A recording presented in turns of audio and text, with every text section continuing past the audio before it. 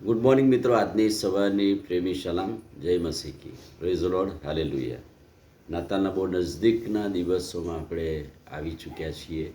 પ્રભુનો આભાર માનીએ છીએ કે નાતાલના દિવસોમાં જુદા સંદેશ, જુદી વાતોનું મનન આપણે કરીએ છીએ અને જુદા દર્શનની વાત આપણે જોતા આવ્યા છે. આજે આપણે ઘેટા બાળકોને થયેલા દર્શન વિશેની વાત, ઘેટા બાળકોએ પ્રગટ કરેલી સુવાર્તા, ઘેટા બાળકોએ કહેલી વાત આપણે જોવાના છે. લુકની લખેલી સુવાર્તાના 20 અધ્યાયના 8મા વચનથી 20મા વચન સુધી તે દેશમાં ઘેટા બાળકો ખેતરમાં પોતાના ટોળા સાચવતા હતા.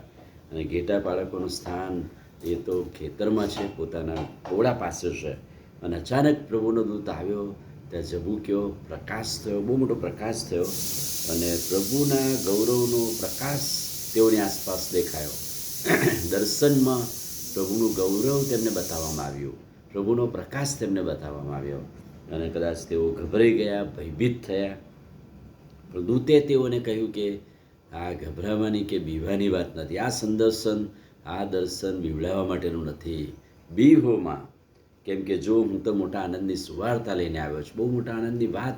અંધકારમાં બેઠેલા લોકોએ મહાન પ્રકાશ જોયો અને મહાન પ્રકાશ સામાન્ય ભરવાડો પાસે આવ્યો. એ દર્શન એમની પાસે આવ્યું અને એમને કહ્યું કે આ જે સુવાર્તા છે, આ જે પ્રકાશ છે, એ તો સર્વ લોકો માટે છે. અને એ કહે છે કે એ છે કે દાઉદના શહેરમાં તમારે સારું એક તારનાર, ઈસુનું નામ પ્રભુ એટલે તારનાર જન્મ્યો છે. અને તારનારને સ્વીકારવા મળવા માટે તમારે જવું હોય તો એની નિશાની એ છે કે તો ગભાણમાં સુવાડેલો છે, લુગડામાં લપેટેલો છે, એવા એક બાળ ઈસુને તમે જોશો. દર્શનની નિશાની રૂપે દેવદૂતોની આખી ફોજ ઉતરી આવી અને તેઓએ કહે છે કે આકાશી સેનાનો સમુદાય એક પ્રગટ થયો અને આખા સમુદાયે પેલા ભરવાડોની આગળ દેવની સ્તુતિ કરતાં કહ્યું કે પરમ ઊંચામાં દેવને મહિમા થાવતા પૃથ્વી પર જે માણસો છે તે પ્રસન્ન છે, તેઓને શાંતિ થાવો. દર્શન બહુ જ અદ્ભુત ને અજાયબ હતું. મોટા આનંદની સુવાર્તા પ્રગટ કરવામાં આવી. અંધકારમાં બેઠેલા હતા, અભણ હતા, અજાણ હતા, પણ પ્રભુના દૂતે નિશાની સ્વરૂપે આખું સૈન્ય આવીને એમણે આરાધના કરી. તો હવે આ દર્શનની પરિપૂર્ણતા શું? દૂતોએ શું કરવાનું? શું શાંત બેસી રહેવાનું? એ દર્શન જોયું. ત્યાંથી દૂત ગયો પછી પાછો અંધકાર. તો હવે એમણે પ્રકાશમાં આવવાનું, અજવાળામાં આવવાનું, પ્રભુ ઈસુનો સ્વીકાર કરવાનો. તો શું કર્યું? 15મા વચનથી દૂતો તેઓની પાસેથી ગયા પછી તે ઘેટા બાળકોએ એકબીજાને કહ્યું, ચાલો આપણે બેથલેહેમ જઈએ. ચાલો હવે આપણે નિર્ણય કરીએ કે જે પ્રકાશ, જે મહાન વાત પ્રભુએ આપણને કહી છે સાચી છે કેમ. અને રાત્રે જ તેમણે નિર્ણય લીધો.